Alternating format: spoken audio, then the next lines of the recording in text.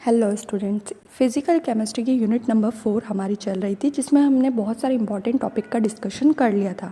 आज का हमारा टॉपिक है जेब्लॉन्स्की डायग्राम। बहुत ही इंपॉर्टेंट टॉपिक है, एग्जाम में आपको आ सकता है, इसे आपको ध्यान से समझना है। साथ ही ये टॉपिक अगर आप समझ लेंगे अच्छे से तो आगे के जो टॉपिक्स आपके आने वाले हैं वो भी आपको क्लियर हो जाएंगे, क्योंकि ये उसका बेसिक है। तो बिना देर के स्टार्ट करते हैं। हेडिंग डालेंगे Jablonski diagram, various process occurring in the excited state. यानी एक्साइटेड स्टेट में कौन कौन से टाइप की प्रोसेस होती है। जब आपका मॉलिक्यूल एक्साइटेड होता है तो इसके अंदर कौन कौन सी प्रोसेस होती है, वो सब हम जेब्लॉन्स्की डायग्राम के अंदर डिस्कस करेंगे। तो देखते हैं, some molecule absorb one quantum light and get activated due to which many types of process takes place in them. These various process can be explain by Jablonski diagram. यहाँ पर theory में बोला गया है कि जब हमारा मॉलिक्यूल है वो लाइट को एब्जॉर्ब करता है तो वो एक्टिवेटेड हो जाता है, यानी एक्टिव बन जाता है। एक्टिव होने के कारण वो एक्साइटेड स्टेट में जाकर वेरियस टाइप की प्रोसेस करता है। इस वेरियस टाइप की प्रोसेस को ही हम समझने के लिए, एक्सप्लेन करने के लिए जेब्लॉन्स्की डायग्राम का यूज़ करते हैं। तो उन वेरियस प्रोसेस को समझने के लिए अब हम देखते हैं हमारा जेब्लॉन्स्की डायग्राम होता क्या है। आगे लिखा है some term which used in Jablonski diagram. अब जेब्लॉन्स्की डायग्राम के अंदर कुछ टर्म यूज़ या कुछ वर्ड यूज़ में आने वाले हैं, हम उनको समझ लेते हैं। In any molecule S denote total electron spin and 2s+1 show spin multiplicity of electron. किसी भी मॉलिक्यूल में यहाँ पर हम एस का यूज़ किस चीज़ के लिए करेंगे? टोटल इलेक्ट्रॉन स्पिन के लिए, है ना। एस का यूज़ किस लिए किया जाएगा? टोटल इलेक्ट्रॉन स्पिन के लिए। और 2s+1 का यूज़ किया जाएगा स्पिन मल्टीप्लिसिटी को शो करने के लिए। दो वर्ड है, एस यानी टोटल इलेक्ट्रॉन स्पिन और 2s+1 यानी स्पिन मल्टीप्लिसिटी। तो बस ये दो टर्म हमें ध्यान रखनी है। अब ये स्पिन मल्टीप्लिसिटी और टोटल स्पिन होता क्या है वो हम डायग्राम से समझते हैं। यहाँ पर आपके दो इलेक्ट्रॉन हैं, इन दोनों इलेक्ट्रॉन को हमने लाइट दी। HNO का मतलब क्या है? यहाँ पर लाइट इसे इन इलेक्ट्रॉन को दी जा रही है। ये नीचे आपकी दोनों साइड जनरल स्टेट है, ग्राउंड स्टेट है, और ऊपर वाली आपकी एक्साइटेड स्टेट है। जब भी आपका इलेक्ट्रॉन लाइट को एब्जॉर्ब करेगा तो ये ऊपर चला जाएगा, यानी एक्साइटेड स्टेट में चला जाएगा। अब दोनों डायग्राम में रेफरेंस क्या है? देखो नीचे यहाँ पर भी दोनों डायग्राम है, इधर भी हम लाइट दे रहे हैं, लेकिन एक साइड इलेक्ट्रॉन की स्पिन सेम है ना, दोनों की स्पिन अपवर्ड है। लेकिन इस साइड इलेक्ट्रॉन की स्पिन अपोजिट है, यानी एक स्पिन अपवर्ड है और एक डाउनवर्ड है। ठीक है, तो इन दोनों स्पिन की डायरेक्शन अपोजिट है, इसी से हम निकालेंगे स्पिन मल्टीप्लिसिटी।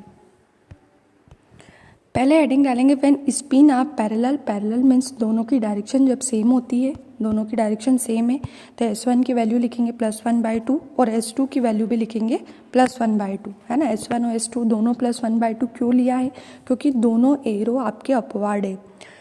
टोटल स्पिन निकालने के लिए दोनों का सम करेंगे, +1/2 +1/2 दोनों मिलके हो गया आपका 1।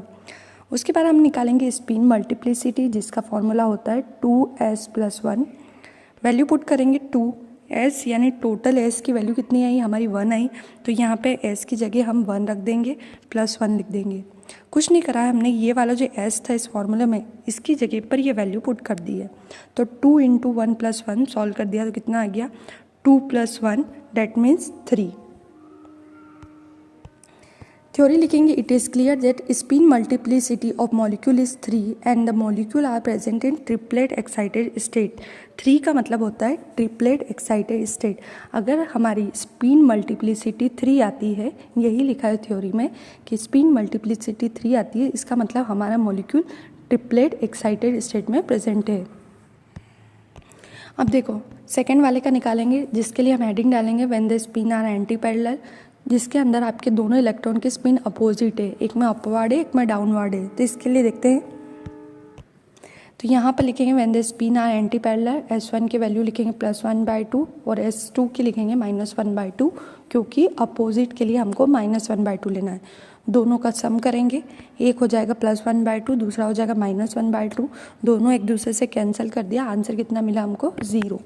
इस 0 को इस फॉर्मूले में पुट करेंगे, जहाँ पर आपका S है वहाँ पर इस बार हम 0 रखेंगे, तो 2 × 0 + 1 सॉल्व कर देंगे, 0 + 1 कितना आ गया? 1। यहाँ लिखेंगे हम it is clear that spin multiplicity of molecule is 1 and the molecule are present in singlet excited state. यहाँ पर हमको क्लियर हो गया है कि हमारी स्पिन मल्टीप्लिसिटी जो है वो 1 है। इसका मतलब हमारा जो मॉलिक्यूल है वो सिंगलेट एक्साइटेड स्टेट के अंदर प्रेजेंट है। 1 का मतलब होता है सिंगलेट स्टेट। जेब्लॉन्स के डायग्राम समझेंगे। जेब्लॉन्स के डायग्राम के अंदर हमारा जो मॉलिक्यूल है वो ग्राउंड स्टेट में यानी S0 के अंदर है ना। लाइन से समझेंगे, बहुत सारी प्रोसेस होती है। जितनी भी प्रोसेस होती है, जब मॉलिक्यूल अपनी लाइट को एब्जॉर्ब करता है और एक्साइटेड स्टेट में जाता है तो उसको कौन कौन सी प्रोसेस कर सकता है, उसके अंदर बहुत सारी प्रोसेस होती है जिसको समझने के लिए हम जेब्लॉन्स के डायग्राम का यूज़ करेंगे। तो हमारा मॉलिक्यूल S0 में है यानी ग्राउंड स्टेट में।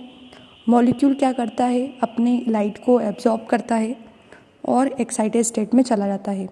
एक्साइटेड स्टेट से वो S3 से S2 में IC यानी इंटरनल कन्वर्जन करके नीचे आ जाता है। इंटरनल कन्वर्जन करने के बाद जब वो S2 में आ जाता है तो कभी कभी तो वो S2 से S1 में IC यानी इंटरनल कन्वर्जन करके आता है और कभी कभी वो T2 के अंदर S2 से T2 में ISC करके चला जाता है, जिसको हम बोलते हैं इंटर सिस्टम क्रॉसिंग। क्यों क्रॉस कर लिया ना उसने, S2 से कहाँ पे चला गया, T2 में। या फिर वो ऐसा भी कर सकता है S2 से S1 में आ जाए इस तरह से, फिर से S2 से S1 में आ जाएगा, T2 में ना जाए तो S2 से S1 में आ जाएगा IC करके, ठीक है। अब वो क्या करेगा, जब S1 से S0 में आएगा, है ना, ये देखो, तो इसको बोलते हैं हम फ्लोरोसेंस। जब वो S1 से S0 में आता है तो उसे हम बोलेंगे फ्लोरोसेंस। या फिर अगर वो क्या करा, T2 में आ गया, T2 में आने के बाद वो T1 में आ गया और T1 में आने के बाद जब वो T0 में आता है तो उसे बोलते हैं हम फॉस्फोरेसेंस। क्लियर। यानी हमारा जो मॉलिक्यूल है जब वो इंटर सिस्टम क्रॉसिंग करके S2 से T2 में जाता है या S1 से T1 में जाता है, इंटर सिस्टम क्रॉसिंग होने के बाद जब हमारा मॉलिक्यूल T1 से ग्राउंड स्टेट में जाता है तो उसे हम बोलते हैं फॉस्फोरेसेंस। क्लियर। और S1 से S0 में जाएगा तो उसे बोलेंगे हम फ्लोरोसेंस। तो ये था हमारा जेब्लॉन्स की डायग्राम जिसमें हमने वेरियस प्रोसेस को देख लिया है। जैसा आपका डायग्राम बना हुआ है एज इट इज़ आपको इसकी जो प्रोसेस है उनको ध्यान रख लेना है। बहुत ही इजी डायग्राम है, डायग्राम देख के ही आपको थ्योरी लर्न हो जाएगी। आगे लिखा है when any molecule absorb energy the electron goes to highest state. ये तो हमने देख ही लिया अभी डायग्राम में कि एनी मॉलिक्यूल है वो एनर्जी को एब्जॉर्ब करता है तो वो हाईएस्ट स्टेट के अंदर चला जाता है। Many singlet excited state of molecule such as S1, S2, S3। ये जो डायग्राम में था S1, S2, S3, इन्हीं को हम बोलते हैं सिंगलेट स्टेट। इनके नाम दे रखे हैं। उसी तरह से ये वाली जो स्टेट है ये होती है T1, T2, T3, जिसे हम बोलते हैं ट्रिपलेट स्टेट। तो बस यही लिखा है कि बहुत सारी सिंगलेट स्टेट होती है। S1 यानी first singlet excited state, S2 second singlet excited state, S3 third singlet excited state. Similarly T1, T2, T3 की बहुत सारी स्टेट होती है, जैसे T1 first triplet state, T2 second triplet excited state और T3 third triplet excited state. Left वालों को S1, S2, S3 singlet होती है और T1, T2, T3 ट्रिपलेट होती है, उनके नाम दे रखे हैं। इसके बाद हमने जेब्लॉन्स के डायग्राम में दो टाइप के ट्रांजिशन देखे। एक होते हैं नॉन रेडिएटिव ट्रांजिशन यानी IC इंटरनल कन्वर्जन और ISC इंटर सिस्टम क्रॉसिंग। ये होते हैं नॉन रेडिएटिव ट्रांजिशन जिसमें से रेडिएशन नहीं निकलती है यानी इंटरनल कन्वर्जन और इंटर सिस्टम क्रॉसिंग। इसके बाद देखें हमने दो रेडिएटिव ट्रांजिशन जिसका नाम है फ्लोरोसेंस और फॉस्फोरेसेंस। तो ये दो टाइप के ट्रांजिशन होते हैं, फ्लोरोसेंस और फॉस्फोरेसेंस। ये होते हैं रेडिएटिव ट्रांजिशन क्योंकि इसमें से रेडिएशन निकलती है ना।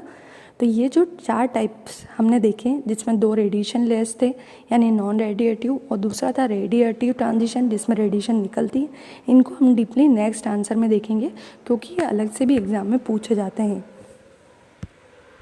यहाँ पर इस क्वेश्चन में हमें केवल जेब्लॉन्स की डायग्राम देखना था कि जेब्लॉन्स की डायग्राम क्या होता है, उसमें कौन कौन सी प्रोसेस होती है, उसमें कौन कौन सी स्टेट होती है, जो हमने देख लिया है। आई होप आप लोगों को क्लियर हो गया होगा।